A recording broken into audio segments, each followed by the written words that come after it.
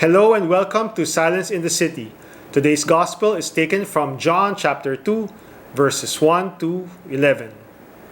This is the story of the wedding at Cana where Jesus turns water into wine. So, 3 points. The first one is about continuous creation. Did Jesus' miracles really happen? I don't think about it really. I don't put much effort into thinking whether they really did happen or not. It's beyond proving now. There's no way to really prove whether the miracles in the Bible really did happen. The way I approach it is I'm not closing the door on the possibility. Okay, so I'm not approaching it, ooh, it's a miracle, it's something impossible happened. No. First off, the impossible cannot happen. That's for sure. So, what do I mean by impossible? A square cannot be a circle at the same time that it's a square. A bachelor cannot be married at the same time that he's a bachelor. So, the impossible clearly cannot happen. Do unicorns exist?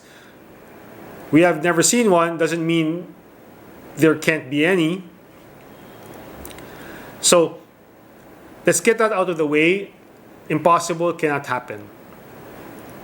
Now, there's this thing called the clockwork universe where the idea is that after the creator makes the universe, the creator makes the universe like a clock or a watch and then sets it aside. So, like an actual clock or an actual watch, the thing just runs by itself. The creator doesn't need to touch it anymore, doesn't need to interfere, just sets it aside and then it runs by itself. So the idea of a clockwork universe is that the rules are set in place. Physics, the rules of nature, etc., math, they're all set in place and they don't change. It's perfect, it's running, etc. Christian faith does not really subscribe to that idea of the clockwork universe. So in Christianity, creation never actually ended. So it's easy to imagine creation, okay, after the Big Bang, it's done. No, creation is still ongoing. It's constantly sustained. It's constantly in flux. So in a sense, the rules, though I perceive the rules of nature to be constant over time, and I can predict them to a certain extent, the rules are still actually in the Creator's hands. So yes, they seem predictable. They seem to be constant and permanent. But in the end, they are still held up by the intent of the Creator. So, if something out of the ordinary happens, I don't see it as the laws of nature being violated. I take it as a point of humility that yes, as a collective human race, we understand a lot about nature, we understand a lot about the universe, but a miracle, quote unquote, it's not for me, ooh, something awesome happened, something impossible happened. It's more of reminding me that yes, I understand things, but my understanding has limits. Okay, my understanding has limits. I'm not the master of nature. I can manipulate things to a certain extent, but I am not the master of everything. So it's really a point of humility in that sense.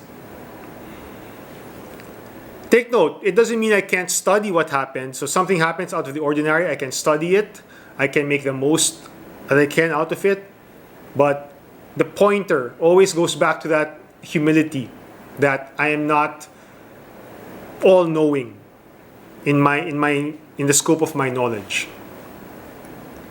Point number two, God's intent is God's alone. So in the story of the wedding at Cana, when Mary tells her son that they have run out of wine, the couple at the party, they run out of wine, the Lord replies to her, what is that? Why is that my concern? How does that concern me?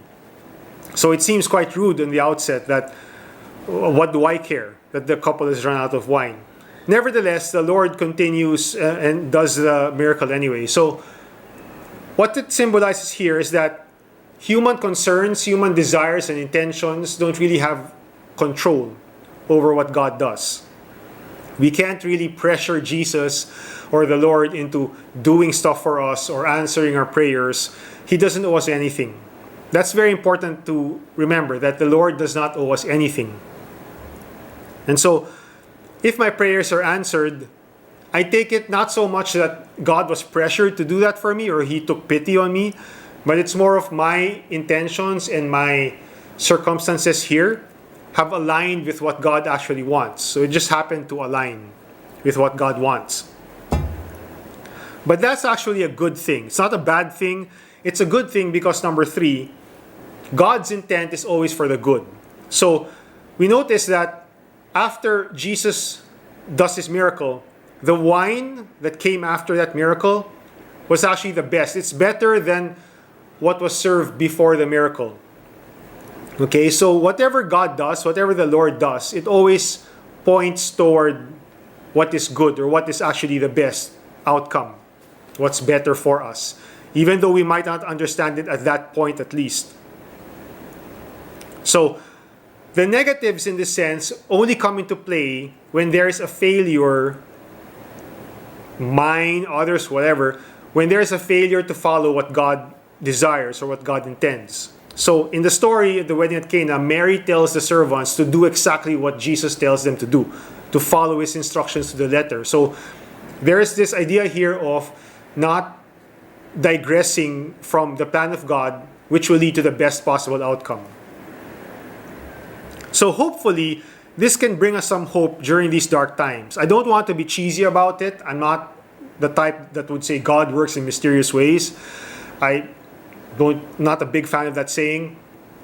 But though I might be suffering right now, and I have loved ones who are suffering, who are battling the disease and suffering from other things, during these dark times, it's quite helpful to focus on that fact of faith that the Lord always intends what is best for us, what is the greatest good for us, though it might be cloudy at this time. It might not seem like it. And at least in my experience, the greatest good usually comes over the long term. It's not a short-term gain that sacrifices long-term gains. Here's a practical takeaway question. Of the suffering that I am undergoing right now, okay, some of it is caused by external circumstances that I can't change or that are very difficult to change. Okay? But how much of the suffering that I'm going through right now is self-inflicted? So I'm asking myself that. How much of the suffering that I am enduring right now comes from what I'm doing and therefore from something I can change? It's in my control. So maybe I need to make more of an effort to listen to what the Lord is telling me to do. To follow Mary's advice to the servants, do exactly what He tells you to do. Because though they may not see it at the time, I may not see it right now, following exactly what He wants me to do leads to the better outcome, to the best outcome. The wine has run out right now. So I'm suffering. My loved ones are suffering. Many of us are suffering. The wine has run out right now. Do what the Lord is telling me to do. And the wine that will come after that will be all the better for it. Thank you for listening. Hope you stay safe, stay healthy, keep well, and God bless.